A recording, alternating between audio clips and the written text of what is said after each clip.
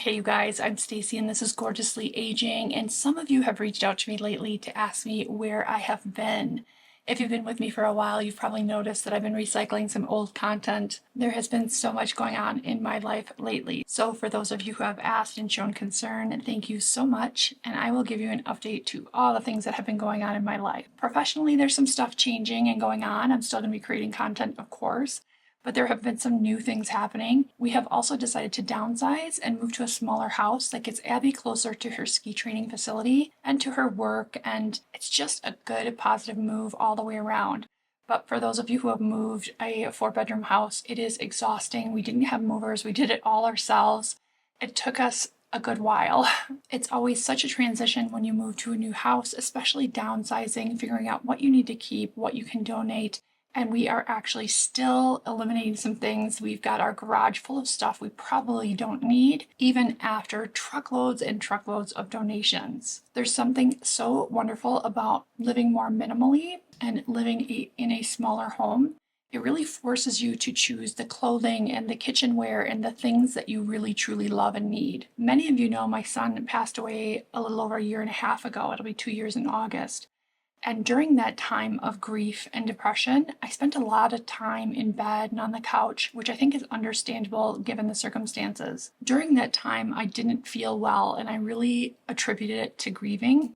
I know depression hurts and grieving hurts physically, and so I just wrote off what was going on with me physically to grief. I was having a lot of stomach issues and finally decided to go in and have it looked at, thinking maybe I had an ulcer from stress and anxiety and grief. They started out by doing an abdominal ultrasound, and in that abdominal ultrasound, one of the things that stood out was surprising, and it was a mass on my liver. There was also some evidence of something not quite right with my stomach, and an MRI was ordered. Unfortunately, or fortunately, depending on how you look at it, we had a trip planned for Abby's graduation. We decided to go to Belize. It's been a while since we took a trip, and we really wanted to celebrate her graduating early. She completed all 4 of her high school years in 3 years with a 4.0 GPA, and instead of doing elaborate graduation parties or giving her a bunch of money, she opted for a trip. Not that money or graduation parties there's anything wrong with them. We did a really nice graduation party for my daughter Bella when she graduated, but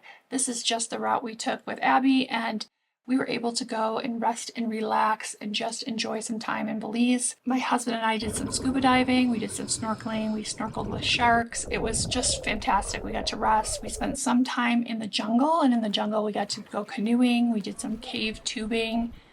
We saw some Mayan ruins that were spectacular. So we really just enjoyed the time together.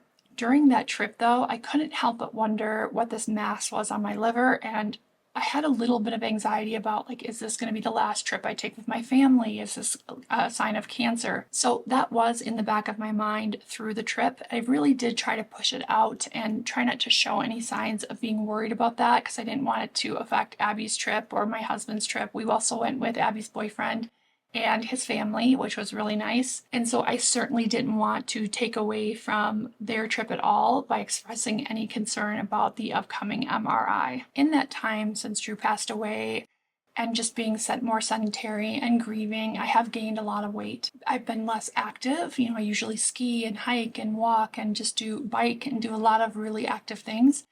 And I really became a lot more sedentary. This is definitely something that I'm not proud of, but given the fact that I was grieving, it was just something that I needed. I needed to hibernate. I needed to just feel my feelings.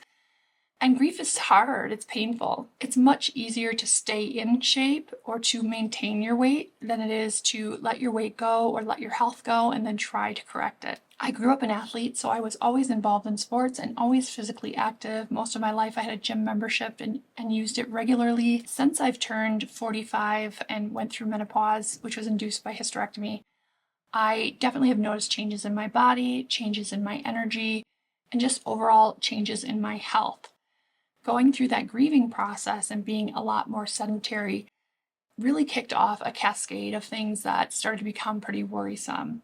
Not only the evidence of something going on with my stomach and my liver in the ultrasound, but I developed high blood pressure and my cholesterol went up. Many of you guys know that I've done keto with great success in the past. I've tried carnivore, and I think what is reported and what is touted as fact on the internet is that it makes all your levels come down. That certainly wasn't the case for me. Now, I can't necessarily blame keto or carnivore diet or any specific diet for that. I do think it was the grieving, depression, this being more sedentary that caused that, the weight gain. But I definitely got to a point where I realized I had to take my life and my health back. So I am dealing with some kind of scary health things, and I'll let you guys know when I find out what the MRI shows and keep you posted about that. I think it's relative to people who are aging. I know I'm not the only one who's lost a loved one and who's gone through the grieving process and maybe in the process has gotten a little out of shape, lost muscle tone, gained some weight. So originally I wasn't going to share any of this, but then I thought, I've always prided myself on being transparent, and I think some of this may help somebody not feel alone. So I think sharing what's going on with me may be helpful for somebody else. In terms of content creation, I'm getting back on track. So I'm kind of in a holding pattern right now, not really knowing what's going on or what the MRI results hold, but it definitely helps me to work. Some of you already know from Facebook and other social media that my husband's position was eliminated. He's been a software developer for 25 years. And so that's been a big life change as well as the downsizing and all the other things going on. I did start a jewelry business and my husband's very active in helping me with that business. I should say we started a jewelry business.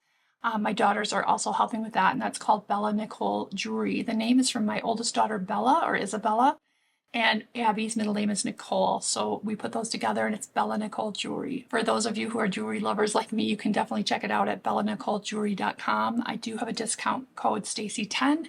You can get 10% off anything site-wide, but I want to be very transparent that I am the owner of the business. I love the jewelry. Of course, I'm biased because it's my company, but we are taking a lot of pride in trying to source and curate some really good pieces. It takes time. Building a business isn't something that happens overnight, but it is something we've really been enjoying. On top of all those changes, because we downsized to a smaller house, I did get an office space, which is where I'm at now.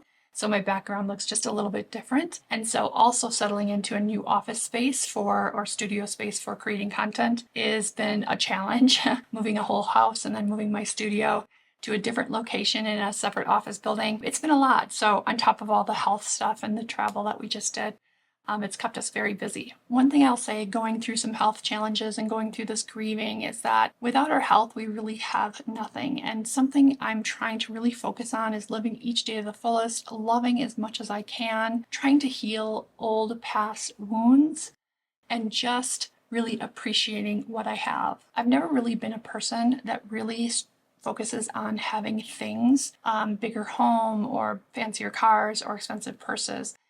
That's really never been my personality. Not that there's anything wrong with that, but something that I realized that I've always appreciated is experiences and travel and making memories with my family. And I feel like that is even more profound now that I'm having these health issues. It's so easy in life to take for granted that we have a tomorrow.